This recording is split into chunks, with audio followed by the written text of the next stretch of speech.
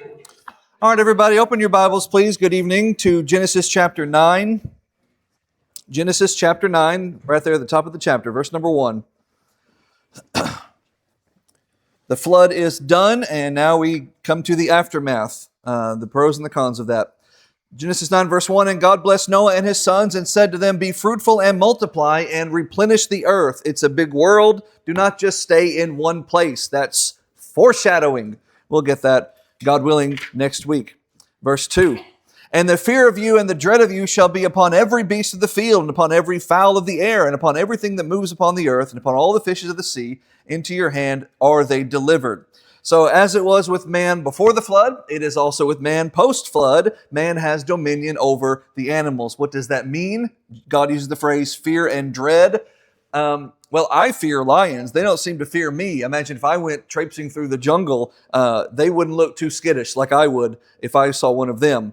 But if the hunter that I'm with, because I'm not going to do it, if the hunter that I'm with puts 3 rounds in one of their guts, all the other lions will back off. That's fear and dread. Our dominion over the animals doesn't mean a lion can't eat you or that a snake can't bite and poison you, but animals only operate on instinct. Humans plan complicated tasks and regard the whole world of creatures as, if necessary, expendable commodities to do whatever we set out to do. That is the authority God has given us. We didn't slowly evolve to possess it. It is God designed it that way and then gave us that responsibility over them. I think I said this like in week 1, maybe week 2. We were in chapter 1, I think, when God made man. And we first read about dominion over creation. A lion might eat me if I am found in its path, but you will never find a pride of lions getting together to discuss how best to control the human population so they can build a strip mall in the Sahara. That's not going to happen.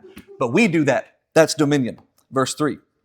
Every moving thing that lives shall be meat for you, even as the green herb I have given you all things. Whether or not you believe that man was herbivorous before the flood, there's no doubt about our eating habits after the flood. God tells a man that the animals can be and could be, if you want them to be, meat for you along with the green herbs. So omnivorous now. You can eat anything that you want. I mean, within reason. No one's eating a skunk, but within reason, you can eat anything you want. So no, you psychopathic, anti-meat eating, lunatic, fringe person. You can eat meat if you want. Now, you may be perfectly sane. You may be one of the normal ones who just don't like to eat meat, and that's fine. That really is fine. It is, and I mean this with all sincerity, more for me. So that's fine.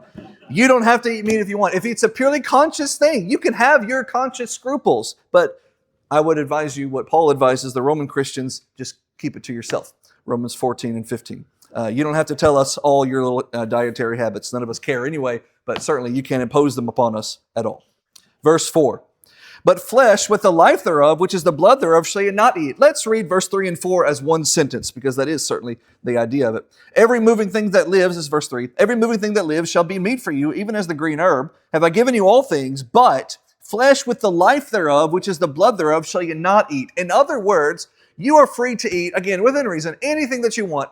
You're free to eat the animals, but God specifically says, I don't want you going up to eat like the animals. I don't want you, like a lion pounces on a gazelle and just immediately starts tearing into its living flesh. Don't do that. Don't be an animal. You're not an animal. Kill the thing and then cook it and eat it. So it's not, there's a whole element here about blood. You'll see that in the middle of verse 4, and you get a lot more specific commandments in the law of Moses about blood and not consuming blood and things in the Levitical law. The theme that runs through the whole Bible is the life of the flesh is in the blood. That's Leviticus 10:1, 11:1. It's in Leviticus, might be 12:1. It's in Leviticus. It's the top of one of the Leviticus chapters. The life of the flesh is in the blood. So that's just a running theme. That's how God views life and how God equates life. You have blood pumping through your veins, you're alive. Obviously, I know, let's not get pedantic. I don't think worms have blood pumping through their veins. I don't think it works like that. But that's just generalizing. But just generalizing, the point of it is not talking about blood. This is not even a specific prohibition against blood necessarily. The point of this is to say, don't be animalistic. You're a person. Have some decorum, have some civility, have some, if I may, humanity when you go doing your hunting. God is just saying you can eat animals, but don't be animalistic. Don't eat like an animal. Verse 5.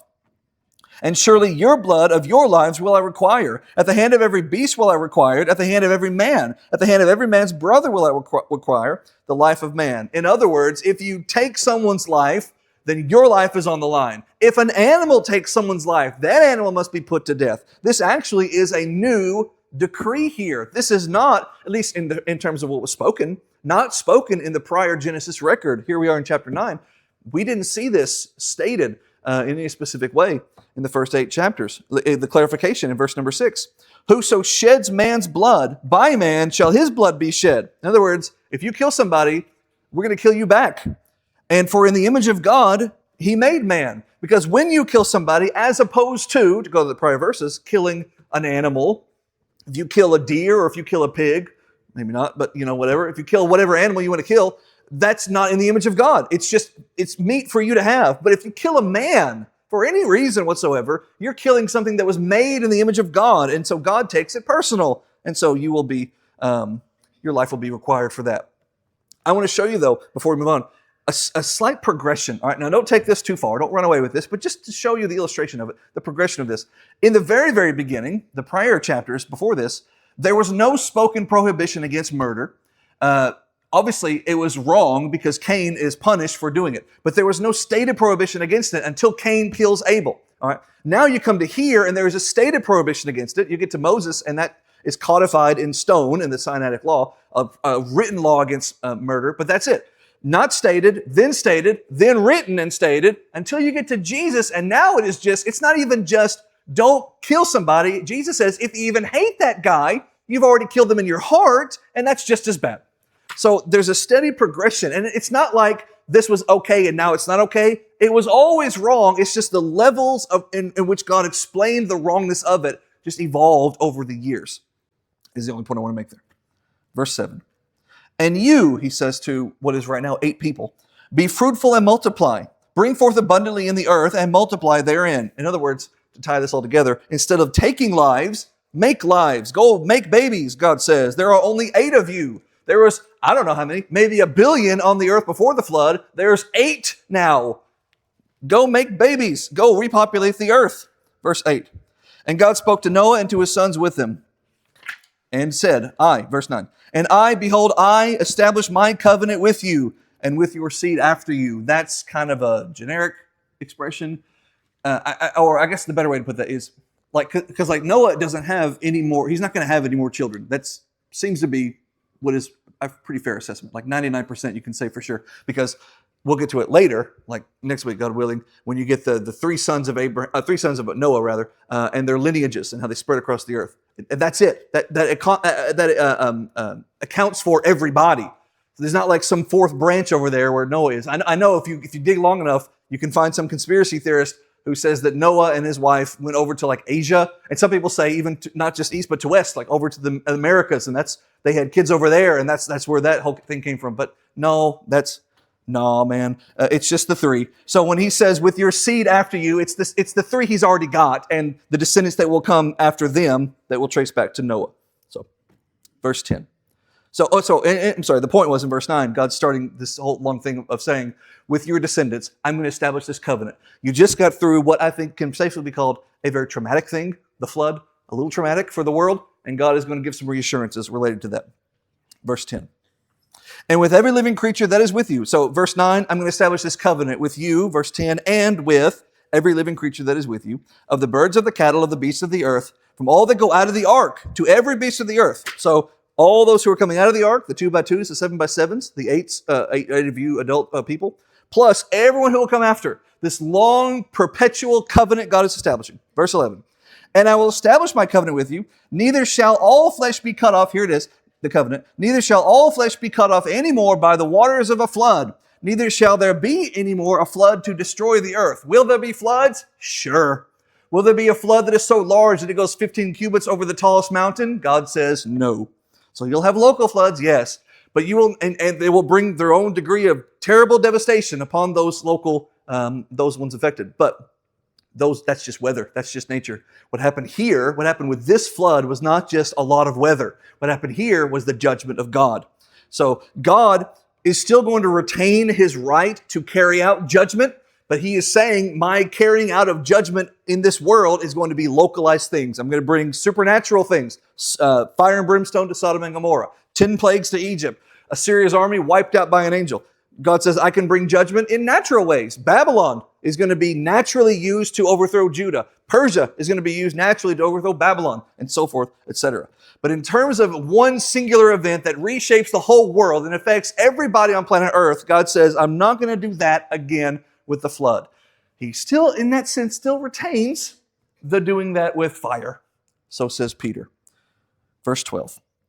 And God said, and this is the token of the covenant. Here is the visual identifier of this promise that I'm making, which I make between me and you and every living creature that is with you for perpetual generations. Now listen, God doesn't owe you that. God's promise is enough. If God says it, you can take it to the bank. He doesn't have to give you collateral. He doesn't have to give you any sense of well, there's no better word than collateral. I opened with the good one. Collateral. He doesn't owe you collateral so you can hold on to it and say, okay, now I know God's going to keep his word. Otherwise, he'll lose X, Y, Z. No, God said it. God will do it. God literally cannot lie. It's against his nature. He cannot lie. But to illustrate his faithfulness, to illustrate his reliability, God says, let me give you something for your benefit, not for mine. Verse 13, I do set my bow in the cloud, and it shall be for a token of a covenant between me and the earth. So we have the rainbow. And I'll probably say this 2 or 3 times before we finish this little section here. Your Bible is not saying what the ill-intentioned critic of the Bible says the Bible is saying. The Bible is not saying that God is saying here, I'm going to invent the rainbow. I'm going to create the rainbow. I'm going to make a rainbow suddenly appear in the sky, and the rainbow is just this miraculous thing that God did. Because when you frame it that way and you phrase it that way, then it's very easy to go from there to those backwards morons who think a rainbow is a miracle when a rainbow is just a natural phenomenon. And you're trying to equate natural phenomena that you maybe don't understand with something supernatural, and that's what you do all throughout your religious experience. You don't understand it, so you just say that's a God thing.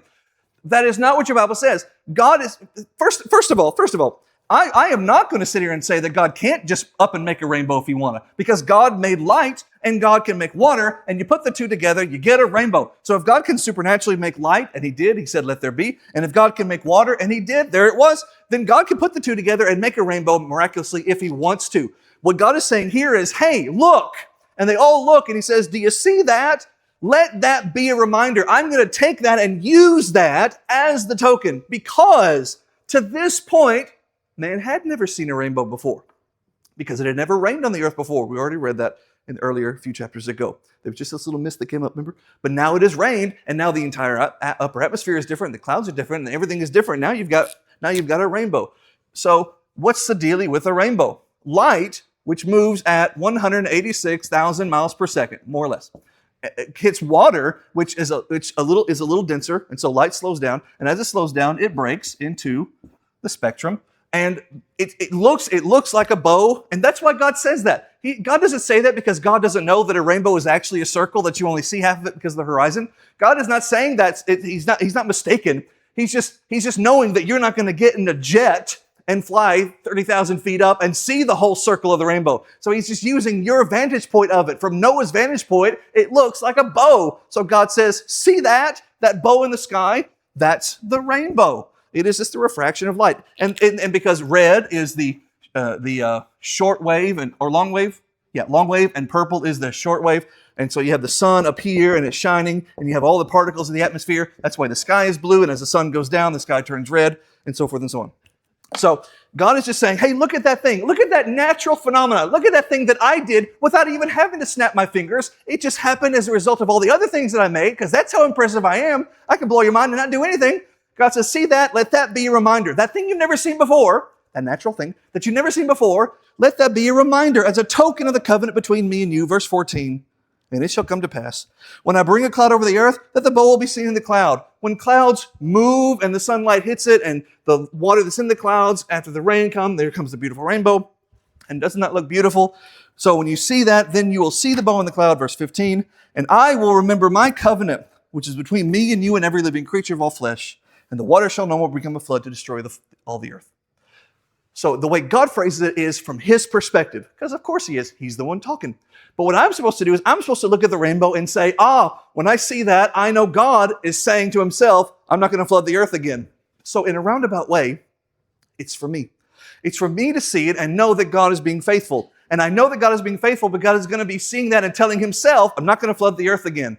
That whole process is just God being reliable. And it's just God giving me the inside scoop into his thought process. Because he's going to see the same rainbow that I'm seeing, and he's going to say, don't flood the earth again. And I'm going to see it, I'm going to remember that he said that, and I'm going to know God is reliable. That's what the rainbow's all about. Verse 16. And the bow shall be in the cloud, and I will look upon it, that I may remember the everlasting covenant between God and every living creature of all flesh upon the earth. Verse 17. And God said to Noah, this is the token of the covenant, which I have established between me and all the flesh that is upon the earth. So, sunlight and water make the rainbow. God uses it as a promise that he will not do what he's already done again. To get into why he won't do it again, see last week's class. We already talked about that. Verse 18. And the sons of Noah that went forth from the ark were Shem, Ham, and Japheth. And Ham is the father of Canaan. So Noah is no longer the only patriarch that is in the world. He was one of many patriarchs in the world before the flood, but he was the only one it seemed that was even listening to God anymore. But now that we're post-flood, there's Noah, but there's also his three sons who are, yes, subordinate to Noah, subject to the patriarch Noah, but they are themselves about to go and start their own families and clans and spread out. And so they will themselves become their own patriarchs. So really, there's 4 patriarchs on the planet right now, whereas there were an infinite number, and for a hot minute there just 1, but now there's 4, and fixing to be 3, because Noah's going to exit stage right. You have these three who are Shem, Ham, and Japheth. Only one of whom is identified for us by lineage at the end of the verse. Ham is the father of Canaan. Shem, by the way, is the father, the great ancestor of the Israelite people. You've heard of someone who is anti-Semitic, the Semitic people, the Shemitic people. Semitic, Shem, that's them. Shem, that's them. But this is Ham, who is the father of Canaan. Easy to remember, they can't eat it, and they're living in their land. Ham, the father of Canaan.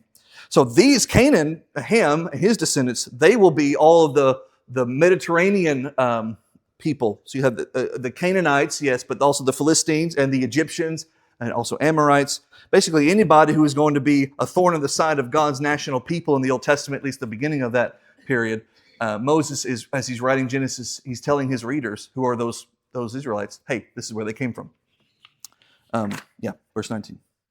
These are the 3 sons of Noah, and of them the whole earth overspread. That seems to put to rest the Noah moved to Asia theory. So no, you have these 3, and from these 3 comes everybody. If that just sounds ridiculous to you, I would remind you that this whole thing started with just one family, Adam and Eve, and now we got 3. So to me, it seems like it's 3 times easier than it was on Genesis chapter 3. So I digress. Verse 20. And Noah began to be a husbandman and planted a vineyard. He's still near his family. They have not diverged? No. Dispersed. Thank you. Who said it? Was it you, David? Was it you, Ron? Thank you, Ron. They have not dispersed. They have not spread out in all the different directions yet. They're still kind of huddled together. Maybe right near where the ark is, just hanging out near there. But wherever they are, Noah is kind of still acting as a patriarch. His 3 sons have not taken that role on them for themselves, and he plants a vineyard.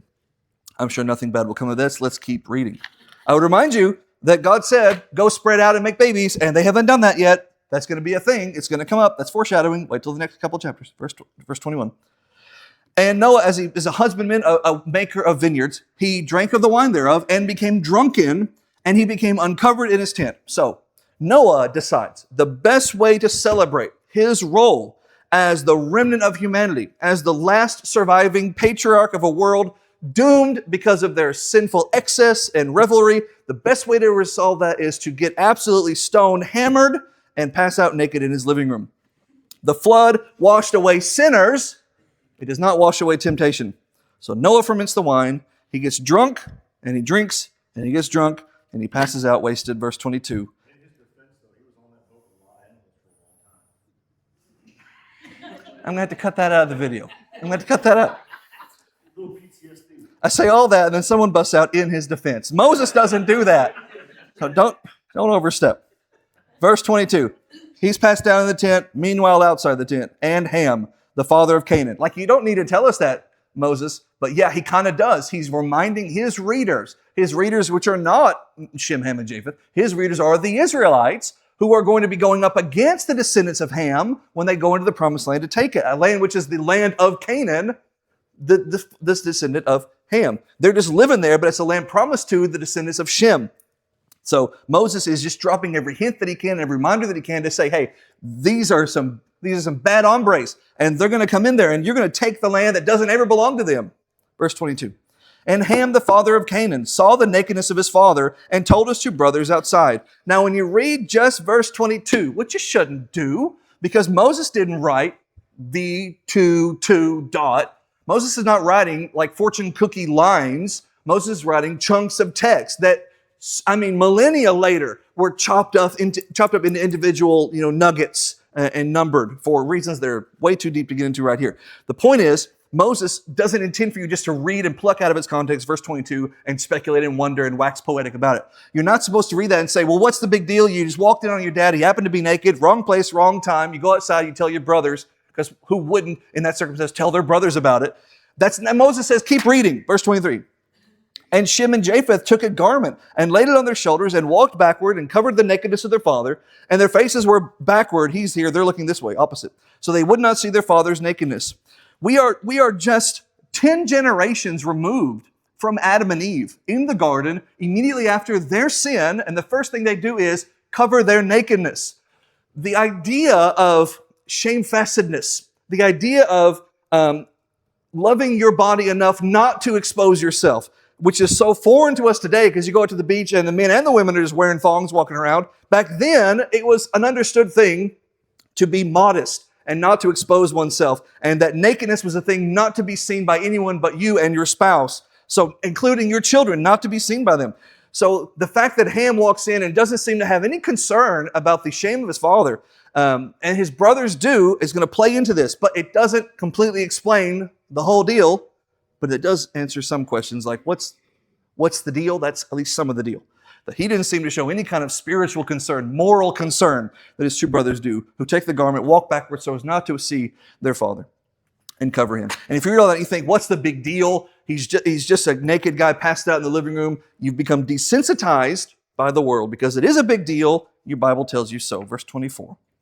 And Noah awoke from his wine and knew, now look at this text, and knew what his younger son, that's him, knew what his younger son had done to him.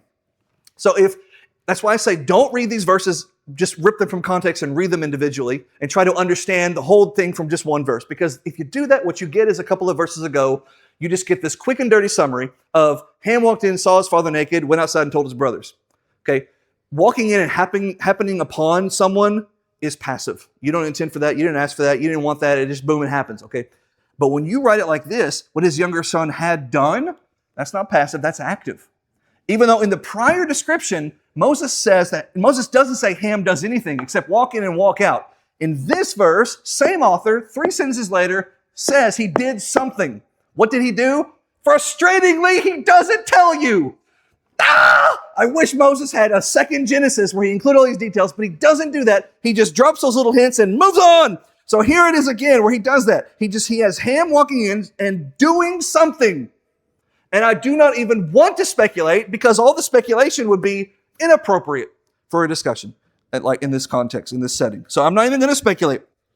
And on the most high level of that is because Moses doesn't say, so it would just be speculation, it would just be evil surmising. Nevertheless, the text says what it says, his son did something. Not just happened upon something evil, but himself did something evil. What did he do? I don't know. Ask Moses when you get to heaven. Verse 25. And because of that, whatever, 25, Noah says, cursed be Canaan. Canaan's not even alive yet. So maybe he said it by prophecy. Maybe he just said, cursed be Ham and his descendants, to which Moses just consolidated to Canaan for the benefit of his Israelite readers. Again, I don't know. I just know what he said. Cursed be Canaan. A servant of servants shall he be unto his brethren. Cursed be Canaan. You will be, and your descendants after you, subordinate to Shem and Japheth. A thing which would mean very little to these 3 guys who are about to go their separate ways in very broad strokes, but will mean everything to the Israelite readers originally reading Genesis, who are about to go take the promised land from the descendants of Canaan. And be reminded that, in fact, yes, we are of Shem, and he is of Ham. They are of Ham, and God has told us through Noah that we are to be, what's the opposite of subordinate? Superior? I don't do adverbs. I don't do adverbs. I don't do homophones. Huh? Master? Sure, we'll go with that. That we are to be master. We are to be. There's another word. It's right there. There's another word. Anyway, we are to be overseers. Whatever that other word is, over them. You're to be subordinate to us. It's driving me crazy. I'll think of it like tonight at 11:30, and I'll text all of you. So we have the right to do that because Noah has said so. So we're going to go in. We're going to take that land, even though you've lived there a whole long time, and you have front yards, and you have houses, and bicycles, and everything else. No, it's our land. We get it. We get to have it because God said so, and God said so all the way back even before Abraham, way back here at Noah. God said, "You will be subordinate to us." Yeah. Uh huh.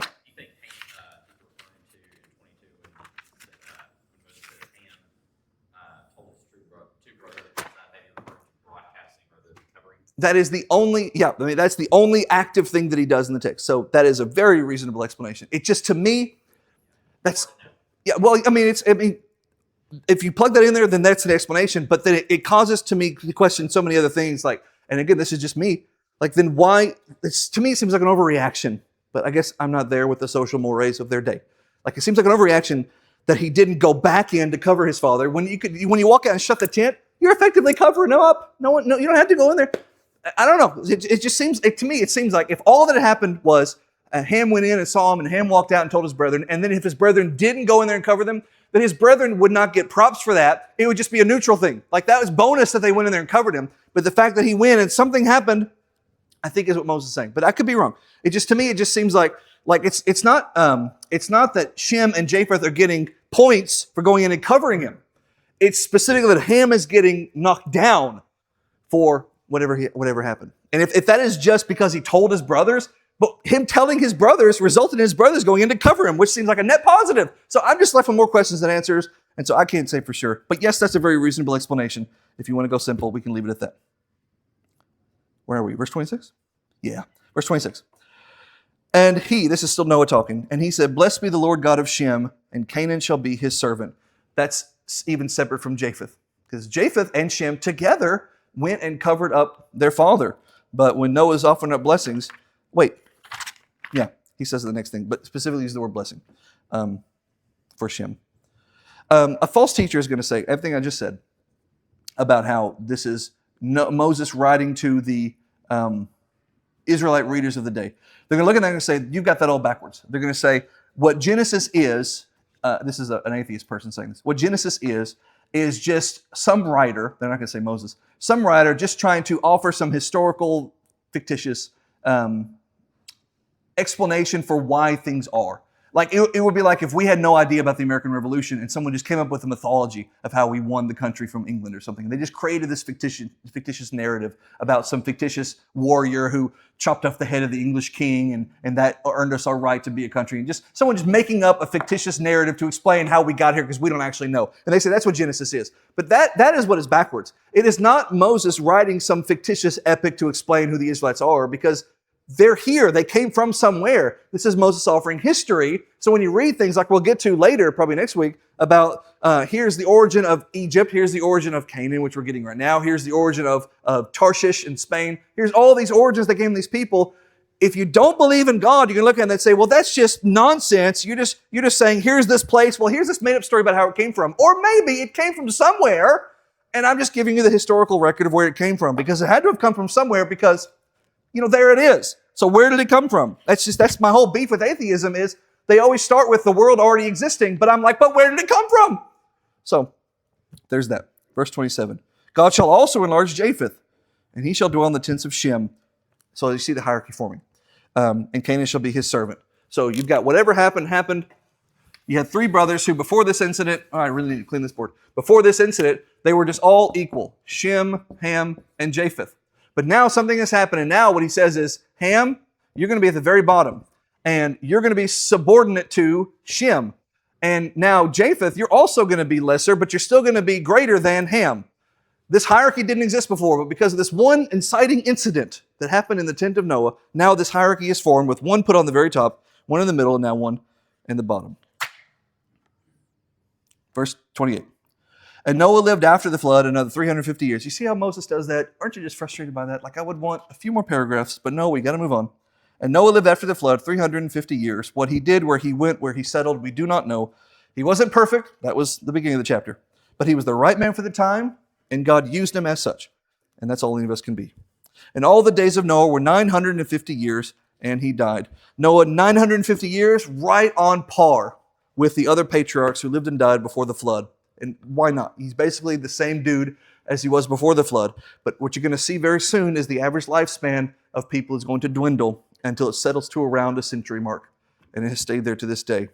And you think of this and you think, but if Moses was just making this stuff up, if this is just totally fictitious, that's so needless to put that in there. You are inviting scrutiny. You are asking for people to mock. You're asking for people to say that defies modern sense, modern biological sense, because people can't live 1,000 years. But Moses, the writer, goes out of his way to say, actually, no, before the flood, there was a flood, and before the flood, people were living 1,000 years just, on average, like it was nothing, and the whole world was different, and it didn't even rain. Like, why do that? Why invite the scrutiny? He would only do that if that's just the way it was. If Moses is not a fictitious writer, but is a historian, and history is real, no matter how ridiculous it sometimes seems. If you've ever studied history, you know that it can get pretty ridiculous. Here, case in point, but still very real.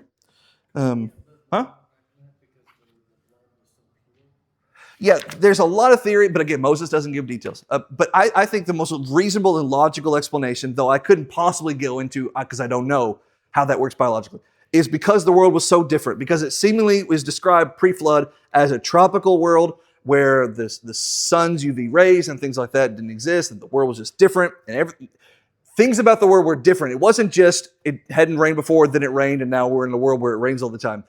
Everything about the world seems very different. Man's relationship with the animals was different. Man's relationship with earth was different. The earth itself seemed to be different. Everything about it was different in ways that you can't just explain by it flooded, and now it's flooded, so it's all different again.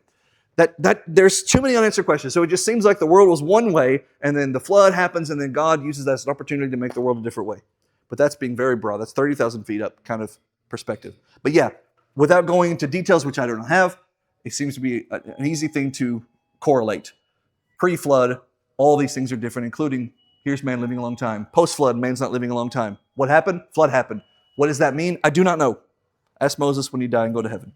That's all I can tell you. That's chapter 9. Any comments or questions from anybody? Hey, I got through the chapter. So that means next week, chapters 10 and 11, and that will finish us. You're going to think, yeah, right. But I promise you, I have the means to do so, because a lot of chapter 10 is just, and this guy he had these 3 kids. Okay, well, who are they? No, I'm not going to tell you. Hey, well, what did they do? It doesn't matter. Let's just move on. I'm like, but Moses, you put them in there. I put them in there, he'll say to me, I put them in there, Matthew, because God told me to, because these are real people who lived real lives, who had real babies. Because God told them to have babies, they had babies. So here are their names. And sometimes that's all you get. So one day your great-great-grandchildren will dig up some family album, and they'll see these random names, and they'll say, who is this guy? And your great-great-grandchild will say, oh, there we are. So go home, everybody.